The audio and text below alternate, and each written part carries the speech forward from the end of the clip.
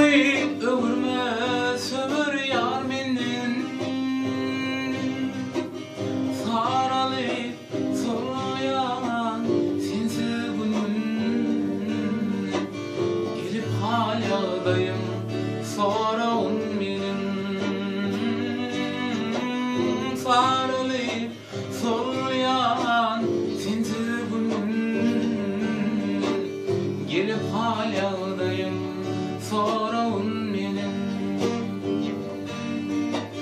eğer sevmedik bolsam söyyendim eldelikini benim bu yaş kalbimi o da koymal delikini eğer sevmedik bolsam söyyendim eldelikini benim bu yaş kalbimi o da koymal delikini benim sevgim sana olupdu başta bu sevgi dörepti 16 yaşta Gürün yıl diysem aramızdaşta gelip haladayım sorun benim Gürün yıl diysem aramızdaşta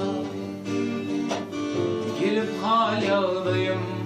sorun benim eğer sevmedik bolsam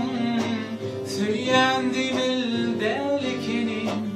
benim bu yaş kalbimi o da koymal delikini eğer sevmedik bolsam söyyendim eldelikini benim bu yaş kalbimi o da koymal delikini gülüm eylemedim taştır arası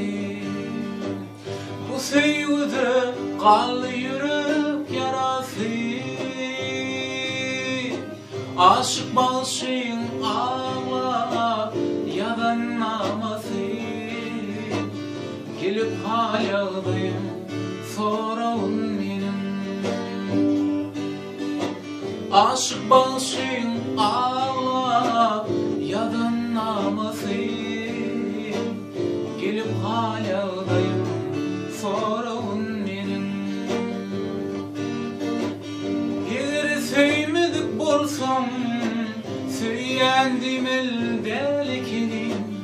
benim bu yaş kalbimi o da koymal delikini eğer sevmedik bolsam